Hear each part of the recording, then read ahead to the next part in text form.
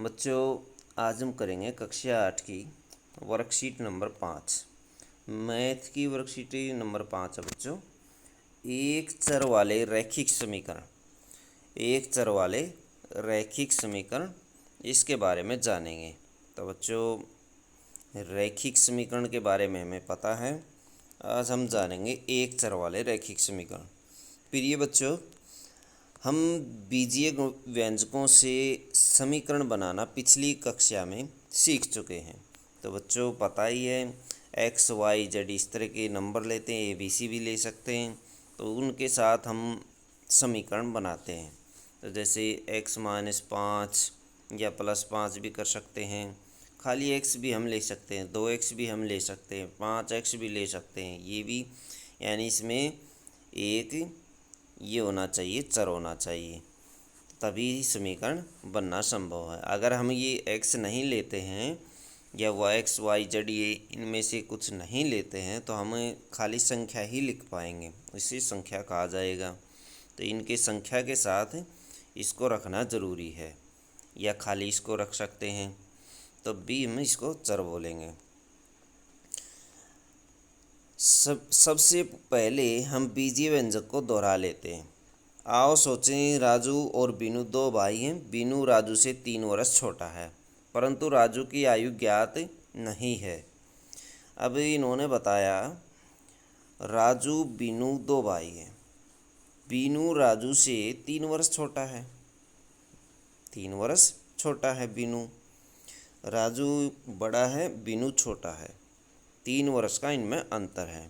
तो इनकी आयु कुछ भी हो सकती है। जब राजू 12 वर्ष का होगा तो बीनू 9 वर्ष का होगा। 3 साल छोटा हमने कर दिया, 9 और 3 12 होता है। अब 15 वर्ष का यदि होगा तो बीनू 12 वर्ष का हो जाएगा। हर स्थिति में बीनू ही 3 वर्ष छोटा है। राजू 12 वर्ष का होगा तो ये 9 का, 15 का होगा तो 12 का। यदि ये x वर्ष का होगा तो ये x-3 वर्ष का हो जाएगा। हम 3 माइनस करके बीनू की आयु लिख देते हैं। यानी जब 12 थी, 12 में से 3 घटाया तो कितनी आई? 9। जब 15 थी तो 15 में से 3 घटाया तो कितनी आई? 12। और जब x है बच्चों, जब x है तो x में से 3 घटा देते हैं तो x-3 आ जाएगी।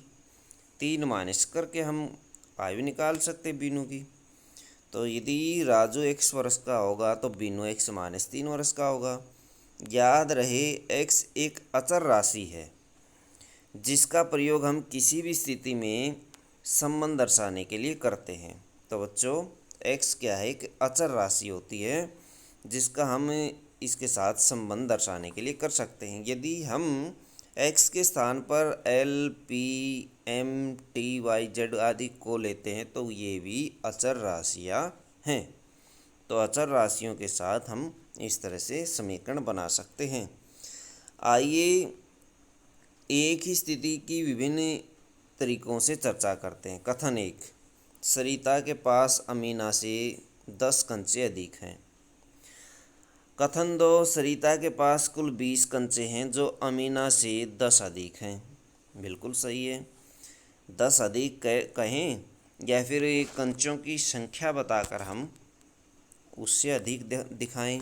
अमीना के पास x कंचे हैं, अमीना के पास x कंचे हैं जो कि अचर है। सरिता के पास x+10 कंचे हैं। अब व्यंजक के रूप में दर्शा दिया हमने। सरिता के पास 10 अधिक कंचे हैं तो x में 10 जोड़ दिया हमने। इसे हम इस तरह से दिखा सकते हैं, x+10 बराबर 20 समीकरण के रूप में दिखाया जा सकता है। उपरोक्त स्थिति में सरिता के पास कुल 20 कंचे हैं, अमीना से 10 अधिक हैं। हमने समीकरण के रूप में इसको व्यक्त कर दिया है। और समीकरण के रूप में कैसे दिखाएंगे बच्चों? x+10 बराबर 20, x+10 बराबर 20। x एक चर है, x+10 रैखिक व्यंजक है। समता का चिन्ह, ये जो तीर का निशान है, ये एक समता का चिन्ह दर्शाता है, यानी आगे की दिशा में दिखाता है या बराबर को शो करता है। ये समीकरण में बायां पक्ष बराबर दायां पक्ष होना चाहिए। लेफ्ट हैंड साइड लिख सकते हैं, या बराबर राइट हैंड साइड की। LHS RHS, LHS से लेफ्ट हैंड साइड, RHS से राइट हैंड साइड। या फिर इनको पक्ष में लिखेंगे, बायां पक्ष या दायां पक्ष। समीकरण का हल, समीकरण के दो पक्ष तुलों के पलड़ों की तरह होते हैं। तुला होती है जो, तुला की अथवा तराजू के पलड़ों की तरह होते हैं दो पक्ष। दोनों पक्षों में प्लस माइनस गुणा भाग की संक्रियाएं की जा सकती हैं। निम्नलिखित समीकरणों में से एक चर वाले रैखिक समीकरण छांटिए और समीकरण की क्रम संख्या पर गोला लगाइए। तो बच्चों ये देखिए, ये वाला एक चर वाला रैखिक समीकरण है और ये भी एक चर वाला रैखिक समीकरण है, ये भी और ये भी एक चर वाला है। ये दो चर का है, ये भी एक चर का है और ये दो चर वाला है, तीन चर वाला है ये। तो बच्चों ये तीन तीन चर वाले हैं। तो बच्चों जिनको गोला लगाया है वो एक चर वाले रैखिक समीकरण है। तो बच्चों ये थी आपकी मैथ की वर्कशीट। वीडियो अच्छी लगी तो लाइक करें, हमारे चैनल को सब्सक्राइब करें।